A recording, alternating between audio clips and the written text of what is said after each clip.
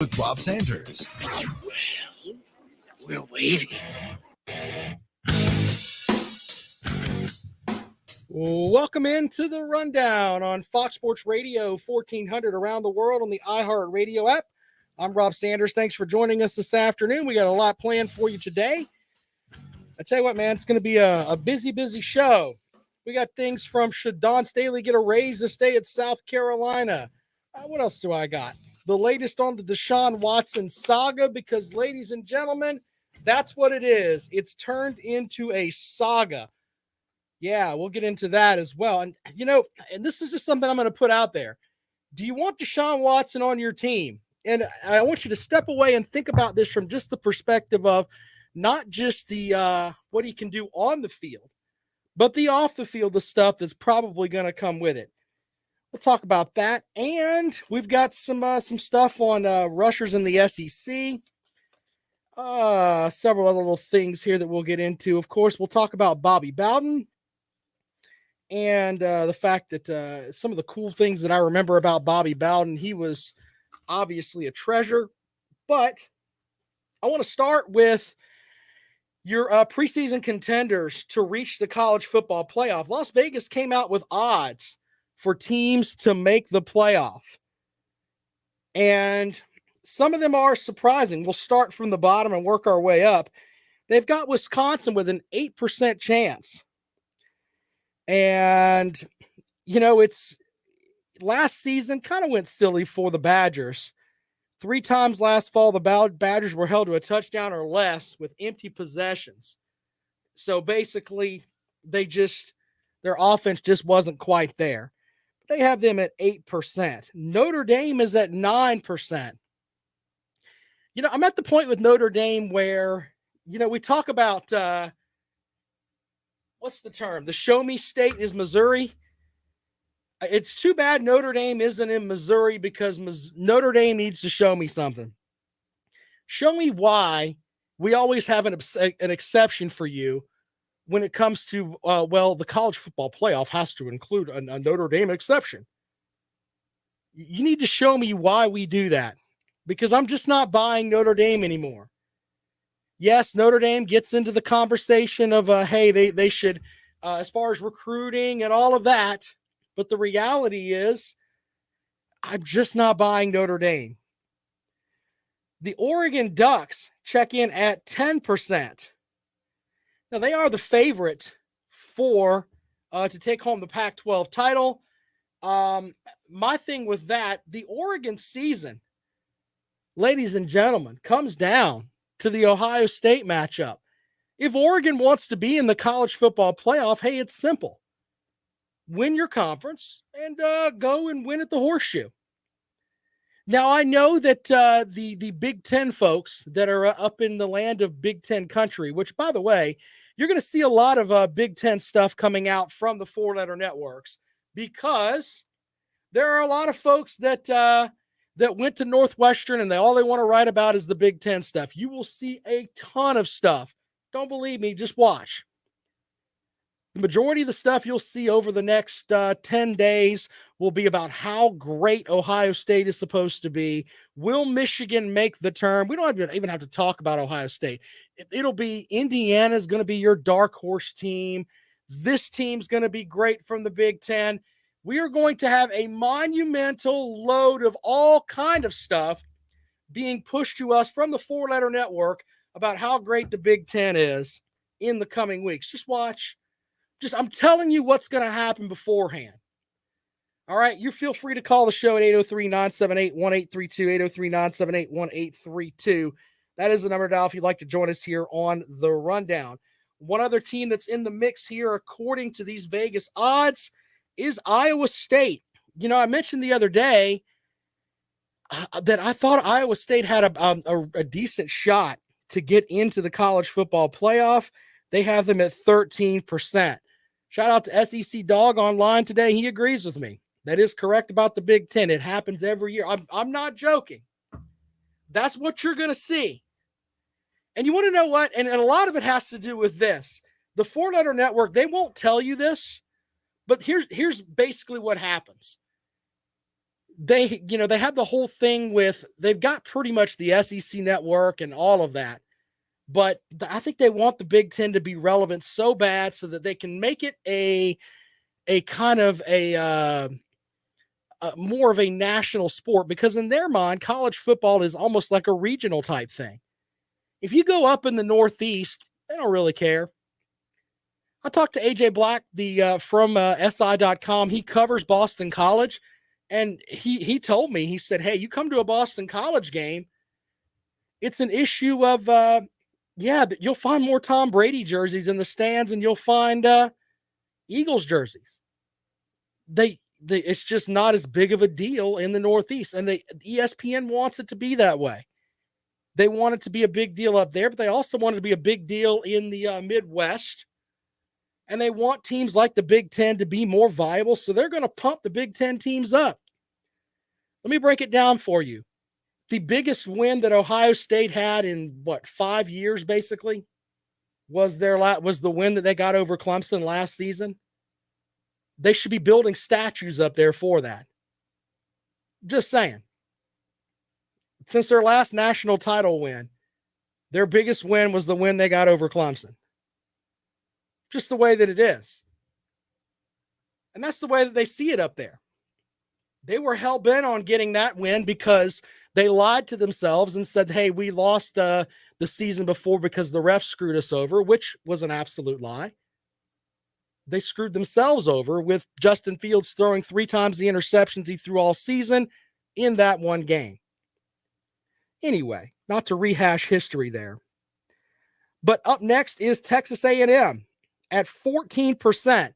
Texas A&M is in their own boat. What I mean by that is, hey, if you can go out and beat Alabama and you can beat LSU and hey, finish your season at the top of the SEC, then you'll go to the college football playoff.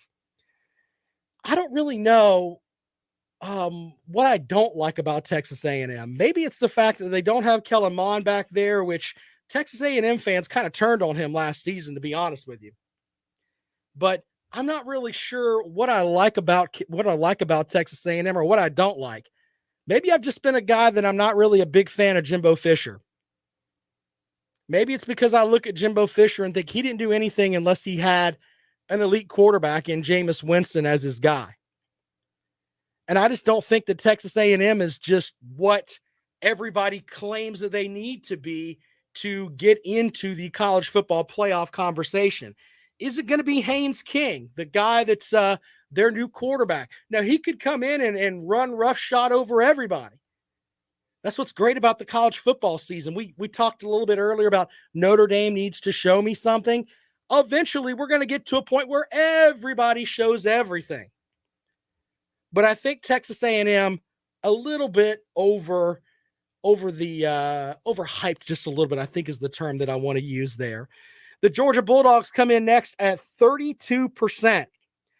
If you take the uniforms off of Georgia, okay, and you just put them on the field, and you have just the players as far as their recruiting and all of that, and you take away the fact that they've got Kirby Smart, who can't make adjustments in the second half, hasn't really been able to do that, also was dumb enough to hire Will Muschamp. Now Will Muschamp's on the field because their special teams coordinator had to leave the program.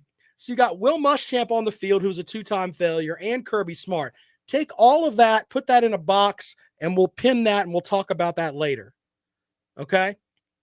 But if you just look at the Georgia team, you wonder, if they don't make the playoffs, what's wrong with them? They're getting a Clemson team in the very beginning of the season that is definitely going through transition. They had 2 first-round picks taken out of their backfield, with Trevor Lawrence at number 1, Travis Etienne at number 25? Their left tackle was taken in the second round by the Cleveland Browns to protect Joe Burrow. So you've got all of that against Clemson, brand new folks that are coming across the board there. The Clemson defense, when they played offenses that are pretty good, their last 3 offenses they played that have been pretty good, they've gotten their butts handed to them. the Brent Venables shine has kind of gone away. You can make that argument. So my question is, with the talent that Georgia has, they should run through their schedule. Their SEC schedule is absolute garbage. Who have they got? Florida? With their transition at quarterback? Okay. I'm buying all that. Look, the SEC apologist will tell you it's still an SEC schedule. The SEC schedule that Georgia's playing is not very good. Auburn, the other team that they play in the West, is in transition. I'm just not buying that. They're the toughest game on the Georgia schedule is the Clemson game at the beginning of the season. And Clemson, you can make an argument, is in transition. 803-978-1832, 803-978-1832 if you want to talk about that. But Georgia is at 32% as their chance to make the playoffs. Jimmy says South Carolina's on their schedule. Thank you, Jimmy. Up next, we talked about Ohio State earlier. It's a 64% chance for Ohio State to make the playoffs. You can talk about Ohio State, some of the guys that they've got missing, including Justin Fields. I still like Olave at the wide receiver. I mean, they've got a lot of talent up there. A lot of talent.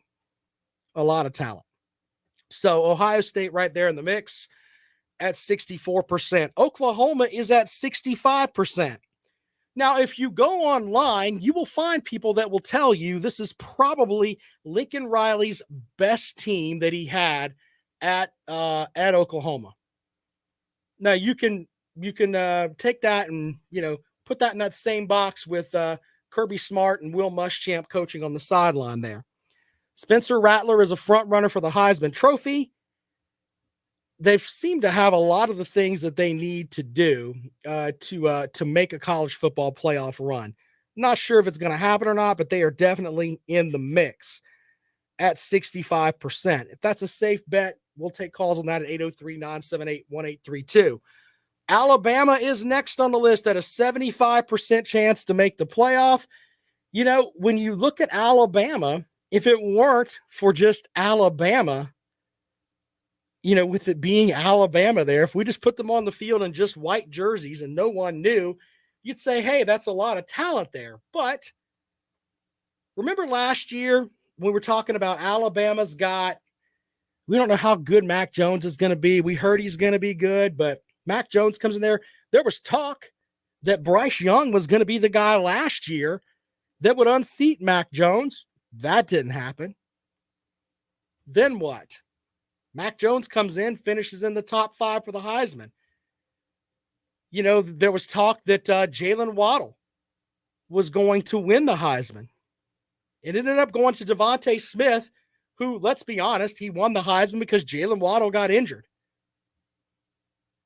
I mean, that's nothing against what Devontae Smith did. He's a great player. It's just he got a lot more targets, was able to get a lot more catches simply because Jalen Waddle wasn't out there sucking up a lot of that stuff. But this Alabama team, they are missing some stuff. The Doak Walker Award winner, Najee Harris, is gone. Just saying. Offensive coordinator's gone. What's it going to be like at Alabama this year? Could this be the year that someone gets them? And what I mean by that is that sort of like the way LSU got them. LSU they won that game at Alabama, and there was, Joe Burrow's good. We figured that out by then, but they still went in there and they won 35-31, something like that. It was like Alabama was never out of it. So we shall see. 75% chance to make the college football playoff are the Crimson Tide. And number 1 on the list is the Clemson Tigers at an 85% chance. Even though they've lost Trevor Lawrence, they've lost Travis Etienne. Dabo Swinney said a lot of good things about DJ Uiagalelei on Friday. Also some news that Justin Ross is going to be back. He's cleared to play. Big words about Aju, a young man that they think is going to make a big mark for them. I think with Clemson, though, the toughest game on their schedule is that Georgia game at the beginning of the season. That's why I still believe it's a knockout game. Whoever loses that can kiss the college football playoff goodbye. 803-978-1832, 803-978-1832 is the number to call. What do you think? Which one would you place your bet on? If you had a choice of those, which way would it go to? Jerome says, what if Clemson loses to UConn? I think that I could take myself, Jerome, Alan that's watching online, our cleaning lady down the hall, and Jonathan Rush, and we could probably go and beat UConn. Just think about that. 803-978-1832, 803-978-1832. That is the number to call. If you would like to join us here on the rundown this afternoon on Fox Sports Radio 1400. I was looking at some of the, there's some interesting SEC, ACC matchups at the kind of the beginning of the season here. You got Pitt going into Tennessee. I think Pitt wins that game because I don't think Tennessee is going to be very good. But there's another interesting matchup with NC State playing at Mississippi State. NC State's got a couple of all-conference linebackers there for the preseason picks. That might be an interesting matchup. I don't know if I'm completely bought into what the Pirates doing down there yet. What they finished 3-7 last year, but if you look back at Mike Leach and his career, they're so much better in the second season. So much better in the second season under the Pirates' watch. So that might be an interesting matchup as well. You've got Miami and Alabama at the beginning of the season. De'Aaron King is the kind of quarterback, if he's completely healthy, which they say he is, that could give Nick Saban issues. Mobile quarterbacks generally do that. I don't think Miami's got enough on the defensive side of the ball. But still an interesting matchup there early in the season. And, of course, you've got the Clemson-Georgia game, which, as I said, is a college football playoff knockout game. It's like Mike Tyson's Punch-Out. Somebody's going down. We're going to see. Blake says there's going to be 65,000 cowbells at Mississippi State. Do they steal those from the cows on the way in and then return them? Just wondering, because there's not much in Stark Vegas except for those cowbells and the national championship baseball trophy. All right, so some of the folks online, Oklahoma is the easy pick, Chris says. They play no one and can walk into the playoff game barring any slip-up. I don't know if they've got Iowa State on their schedule, but that could be interesting. And I know they play Texas. Steve Sarkisian, maybe he's down there thinking, you know what? We're going to let these Oklahoma folks know we're going to the SEC, but we might beat them in the face before we go. I don't know. We shall see. Texas is another team that they finish in the top 15 every year in recruiting. Why isn't Texas better than they are? Just saying. All right, quick break. When we come back, we'll have more for you here on the rundown, including some stuff about Bobby Bowden, some stuff on SEC rushers. We'll get into that and a lot more right here on the rundown. This is Fox Sports Radio 1400.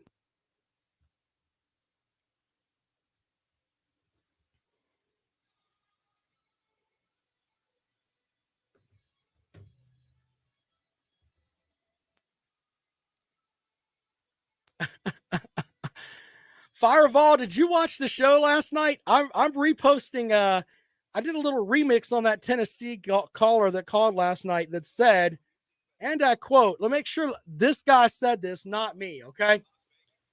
That Tennessee is winning the national title and they're going to beat Alabama, but the only team they may have issues with is the Georgia Bulldogs.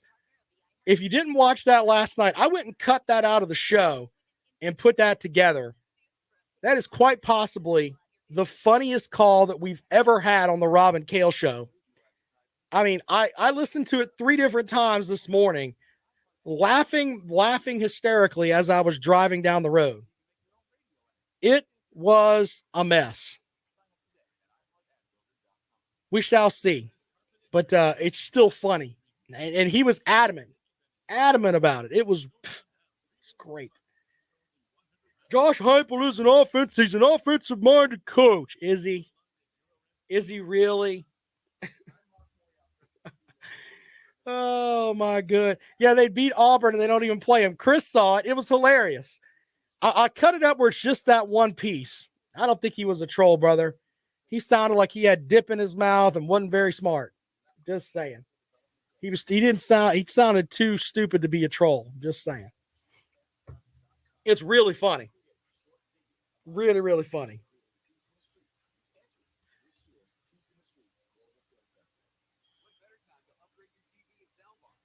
You know, Jimmy makes a good point. Will Oklahoma get the rest of the conference best this year? See them getting after it because of the conference snub. Yeah, I think winning the he was more than a few beers short of a six pack. He was terrible.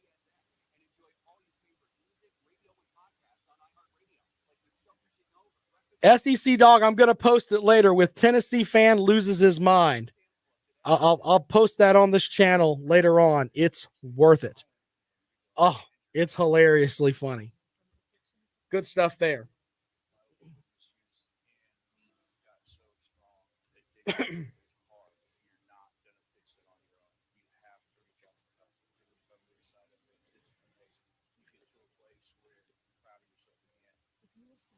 Yeah, you're right about that.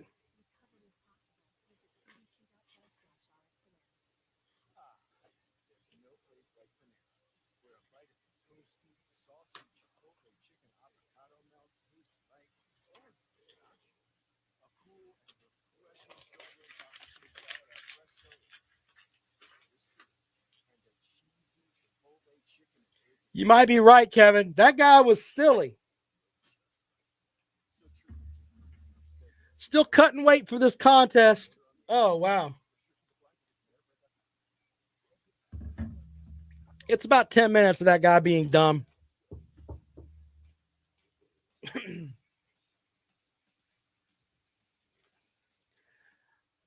Welcome back to the Rundown on Fox Sports Radio 1400 around the world on the iHeartRadio app.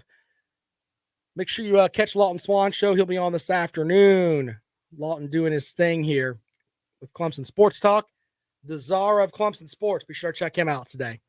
All right, so I was doing some research, and, it's interesting. When I think about the SEC, you looked last year and you had Alabama with that great passing game, but Alabama also runs the football. And, I look back at some of the rushers that are coming back for the SEC this year, and you start to think about what team could have 1,000-yard rusher.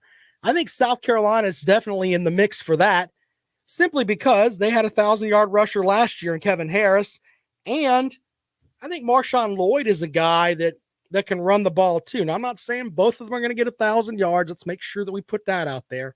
But I do think that Kevin Harris will be better because of Marshawn Lloyd, because Kevin Harris isn't going to have to carry the ball all by himself. You'll have another guy that can make some carries for you. So one of the interesting things that I found was you can look back through the SEC, and there are two teams, the two teams to last have 1,000-yard rusher. And this was interesting to me, is Florida in 2015 when Kelvin Taylor did it. And I don't remember Kelvin Taylor. I'm sure if he got 1,000 yards rushing, he's a pretty good running back there.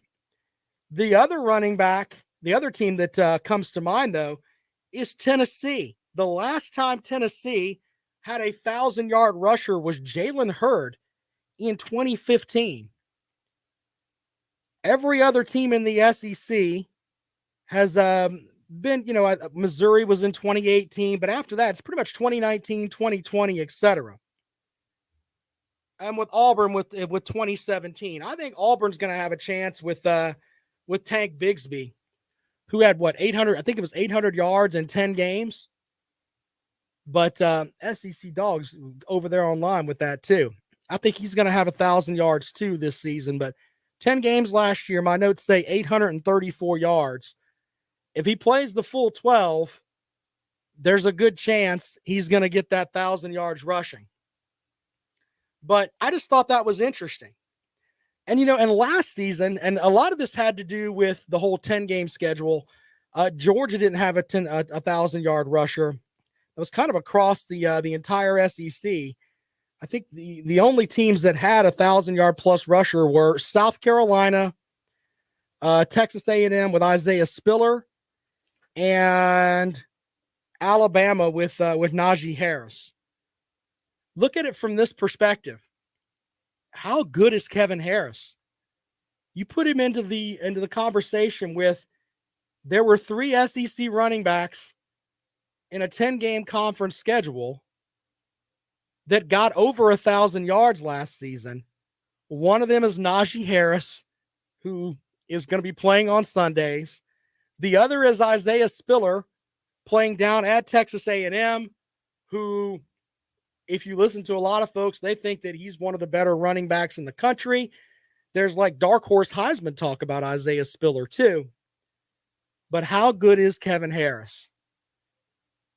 I think there's a section of folks that I don't think they want to give Kevin Harris the respect that he deserves, because they say, okay, he piled up a lot of yards against Vanderbilt. That's stupid. That's just ridiculous. Everyone played Vanderbilt. You know what I'm saying? There were teams in the SEC that didn't have a good defense last season where you could have had an opportunity to run up some yards.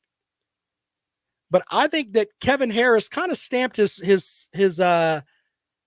seal last season, and I think it's going to be better this year. Last season he finished with what? What was the number here? I've got it in my notes. He finished over 1,000 yards.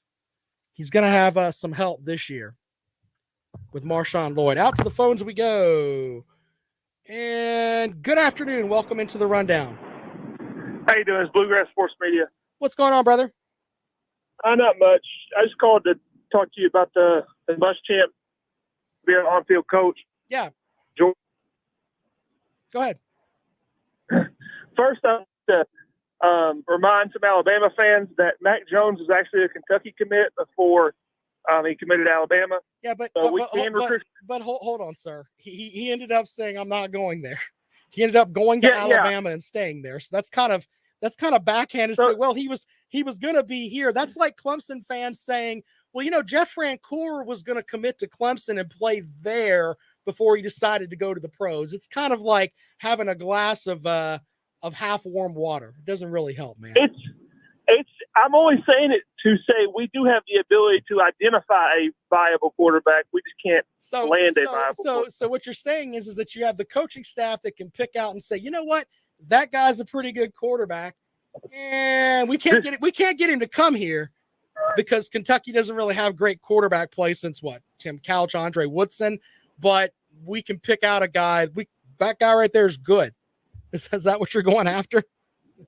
That's what I'm getting at right now. Okay. And they like the guys they have now, but no one's ever said they don't like people.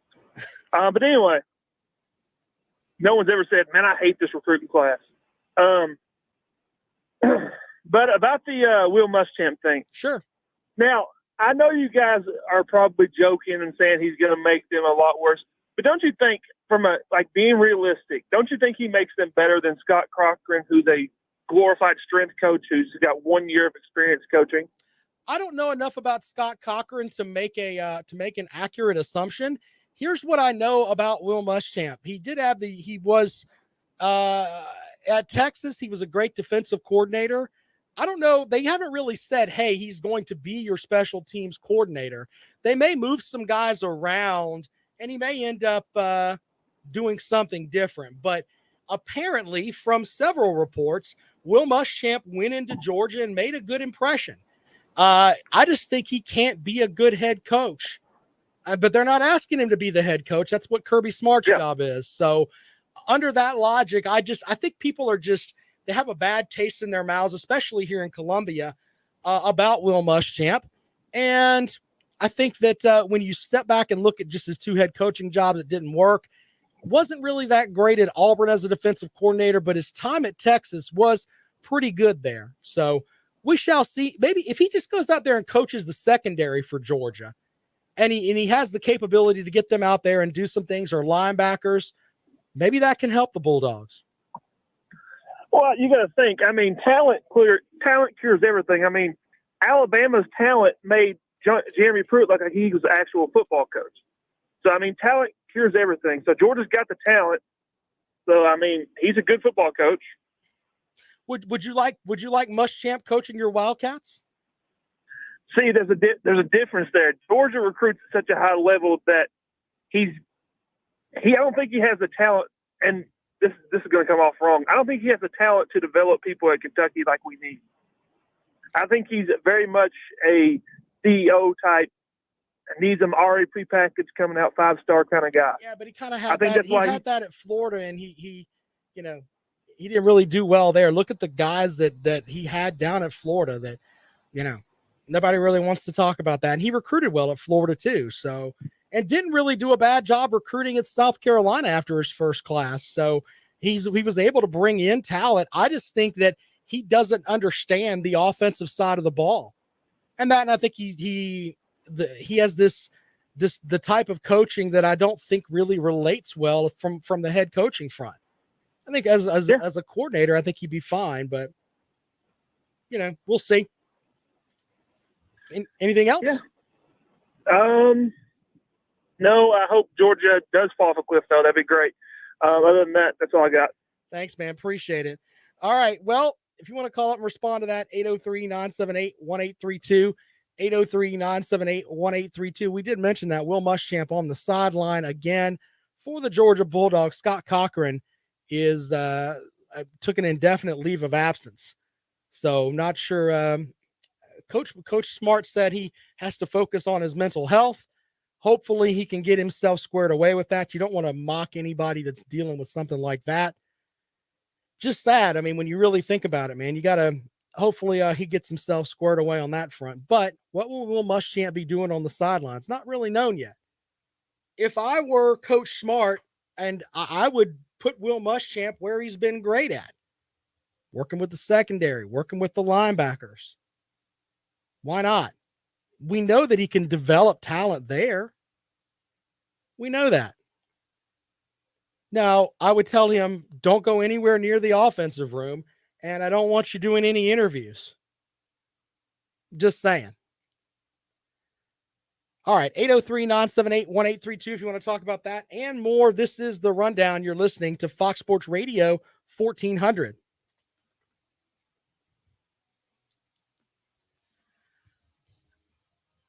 Fireball asked me how much I can power clean. I haven't power cleaned in a while. I could probably power clean in the 245 range, probably do 4 or 5 reps like that. My competition is just deadlift only. I'm just doing deadlift this time. So the goal is 600 pounds for my deadlift. We'll see if I can get it or not. It's going to be tough. I have to cut 4 pounds. I think it's 4 or 5 pounds between now and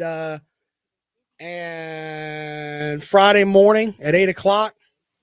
So we'll see. Since I've gotten heavier with my deadlift, I could probably power clean more, to be honest with you. I actually had a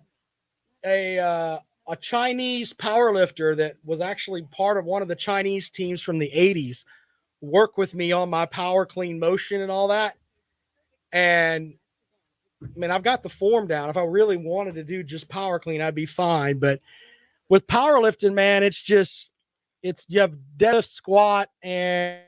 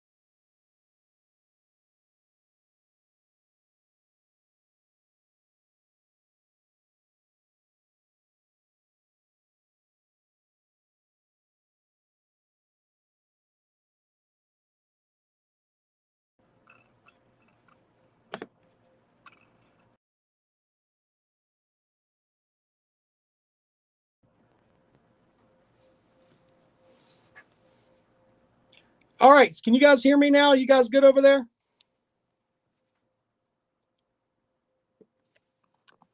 Eight zero 803-978-1832, 803-978-1832. That is the number to call if you'd like to join us here on the Rundown this afternoon, here on Fox Sports Radio 1400, of course, around the world on the iHeart Radio app. Thanks for joining us on today's show. As always, you guys are awesome. We appreciate it. If you would like to join us on the program, feel free to call at 803-978-1832. You know, we didn't really get a chance to talk about this stuff with Bobby Bowden. It's just kind of sad when you really stop and think about it. The stuff with Bobby Bowden, just man, just not what you want, man. You hate when someone passes away. You know, he was 91 years old. Steve Spurrier did tweet out something saying Bobby Bowden was one of the all-time greatest coaches in the history of college football, second winningest coach of all time behind Joe Paterno. We had some good battles during my 12 years at Florida. He won most of them, and we won a few.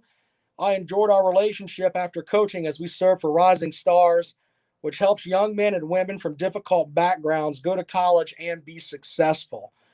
You know, one of the other things with that, when you really stop and look at it, though, is that the people that Bobby Bowden has that kind of have come from the Bobby Bowden coaching tree. You look at Mark Richt, and we got a chance to interview him at ACC Kickoff, and he talked about, and I may play that interview again, but they talked about the relationship that he had with Bobby Bowden and how Bobby Bowden, how he was basically saved and became a Christian in Bobby Bowden's office. And that's something that was that Bowden was big with. And if you're a Clemson fan, you remember the Punt Ruski play? Just an amazing play that when you look back on it, man, you had to have some grapefruits. I think I can use that term without getting in trouble. But Coach Bowden ended up with what the ball on what it was 4th down and 4 on the Florida State 21, and he runs the Punt Ruski there. Crazy. When you really sit back and look at it, you're like, man, how did this happen? All right, so we'll take calls tonight. If you have a Bobby Bowden story, we'd love to have those at 803-978-1832. We kind of talked about a little bit about something else that's kind of hit me in the face this weekend was the passing of beautiful Bobby Eaton. I'm trying to get on from the Post and Courier. My good friend Mike Mooneyham, one of the few people that I love to follow, who is he's just outstanding. Mike Mooneyham is. If you get a chance, check out Mike Mooneyham and the stuff that he puts out. Just great stuff from the Post and Courier. I'm sure that he'll have the big write-up. It's sad because when you look at the thing going, the stuff that comes from him, it is amazing to me that you end up with, he ends up doing it's almost like the eulogies. I guess that's the best way to put it. With everyone that passes away, and he does such a great job.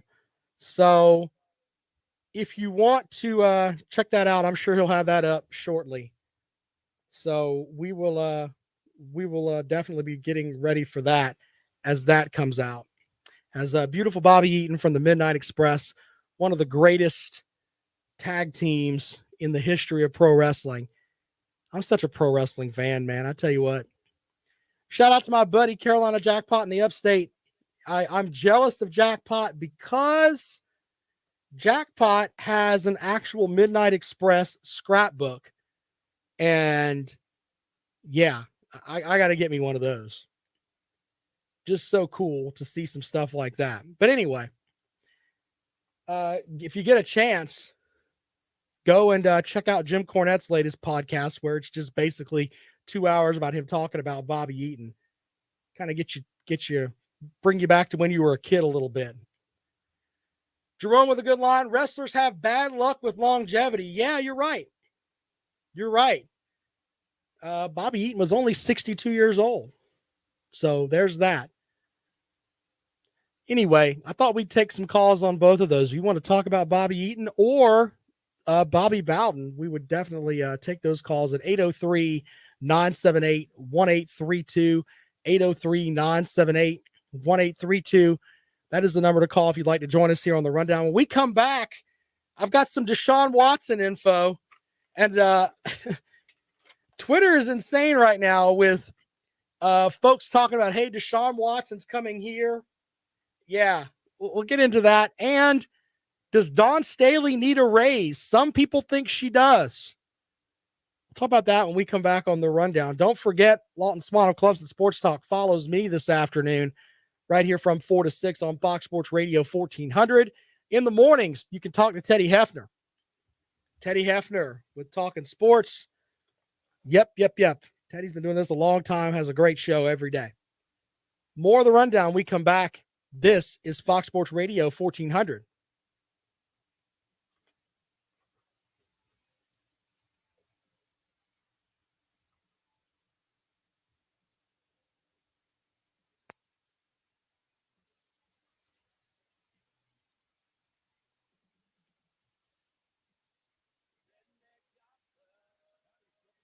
Yes, wrestling is fake, SCU. We get it.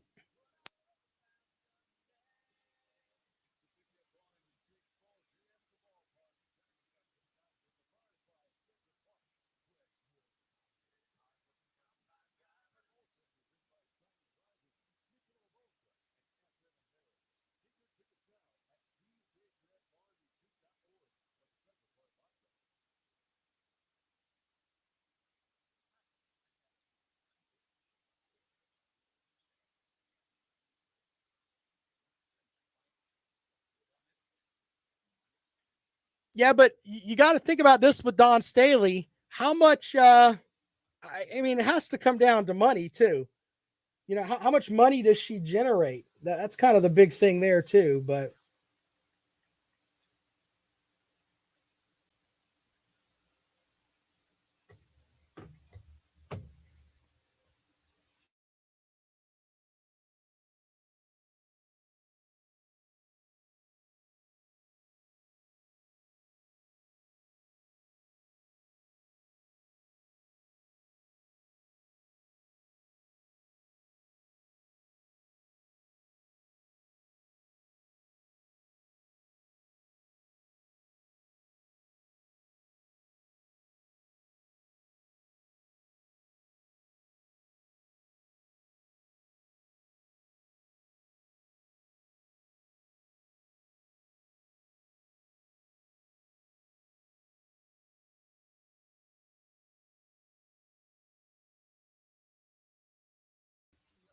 It's a new computer. I'm still working out the bugs, guys. Give me a break, all right? We'll get there.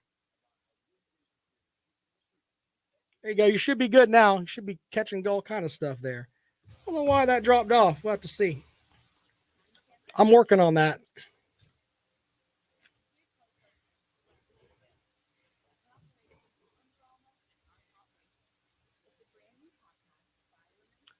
Anyway, yeah, there we go. So I have like a sound setup system here in my studio because it's a completely different setup to stream to YouTube and Facebook and all of that. So I got a setup here and then a setup at my house. It's completely different. So I have to set up for both. But we'll get there.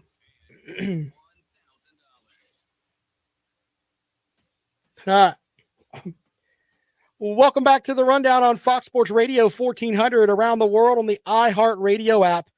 My name is Rob Sanders. Thanks for joining us this afternoon. We appreciate it as always. Podcast for this show. By the way, folks are listening to the podcast because I get messages on Twitter. Should be following me at Rob Sounds Good. Shout out to Bobby from Casey. He's always sending me tweets. Appreciate him. And you can get involved with the program there as well.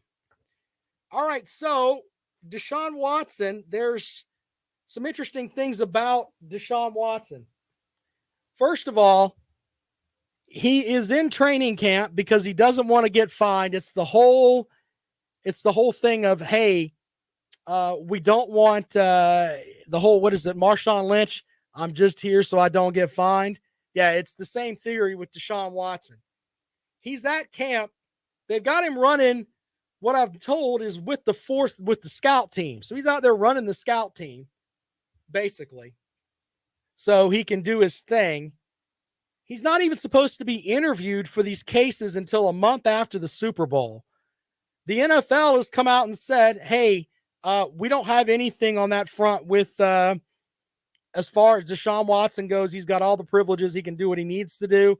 As of when they put that statement out about 2 or 3 weeks ago, basically saying Deshaun Watson's going to get a chance to play.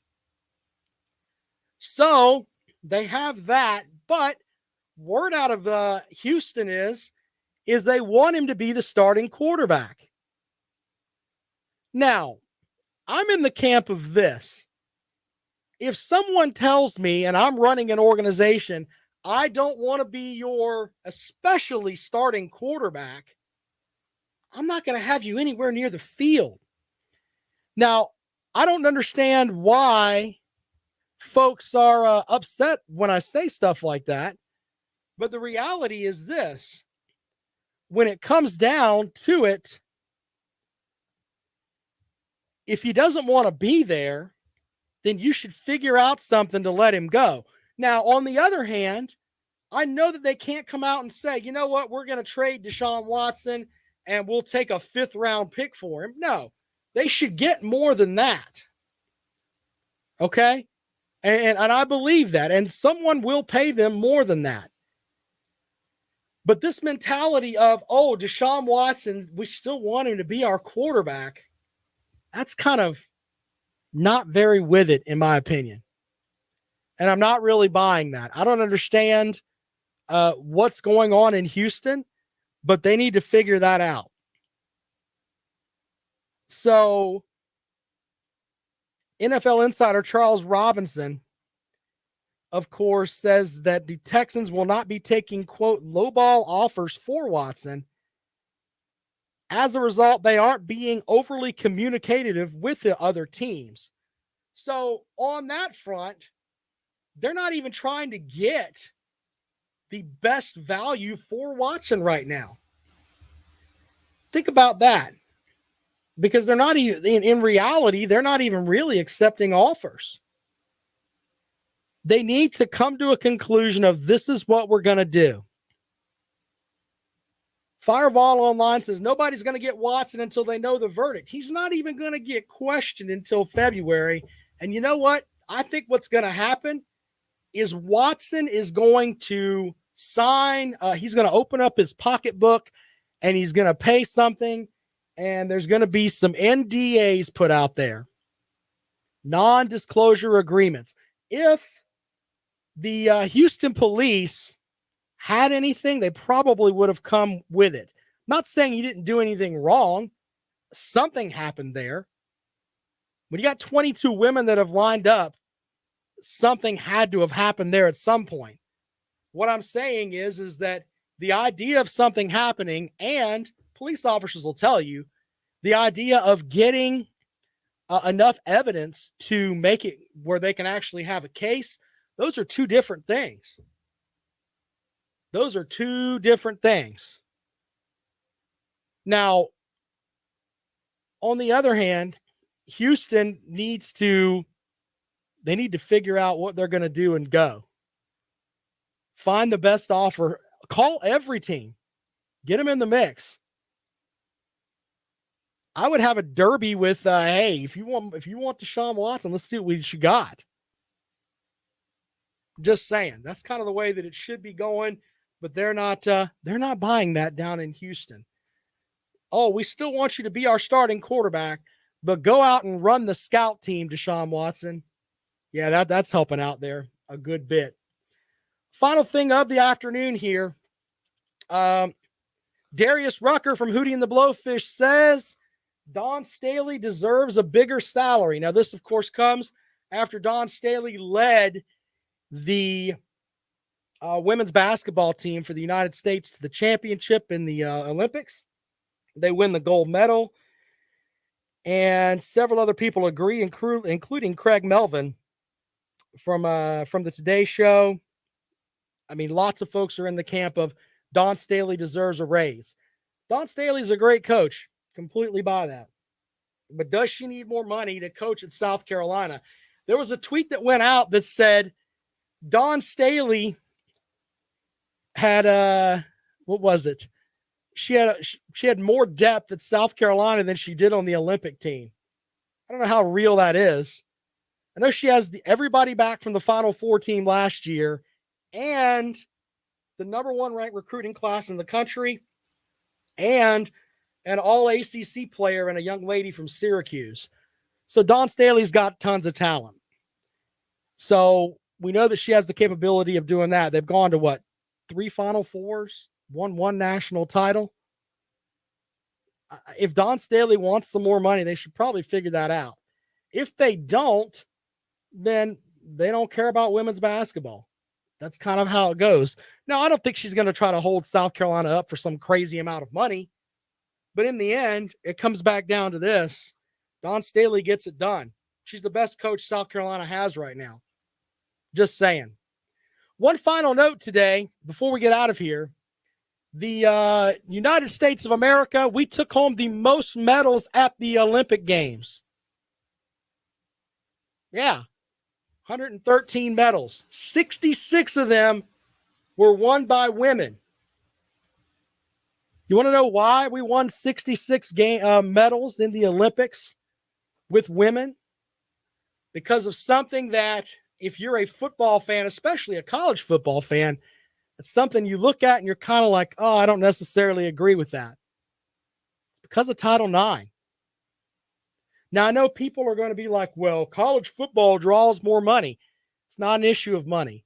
It's an issue of young ladies getting an opportunity to go out there and play. Simple as that. Title IX is the reason we beat the Chinese in something. That's just as real as we can get. Beat the Chinese because of Title IX. Title IX has its faults. I understand some of the things that come with it. But in reality, Title IX is why we ended up winning the most Olympic medals this year. 66 of the 113 went to women. So one of the things about Title IX that because of that, that's why we succeeded there. All right, tomorrow on the rundown, we'll have plenty of more things for you. I'm working on some guests. We'll have those with us. All kinds of great stuff as we roll along through the week here. Of course, you're welcome to follow me on Twitter. I'm at Rob Sounds Good. Don't forget Lawton Swan of Clemson Sports Talk. Stop looking at me, The Swan. czar of Clemson Sports. Be sure to check out his show as he will be here from 4 to 6. Podcast is up at 5 o'clock. We'll see you tomorrow. Hey, thank you guys for watching the stream over there, man. We appreciate it. You guys are awesome. Make sure you enter the Football Pick'em Challenge.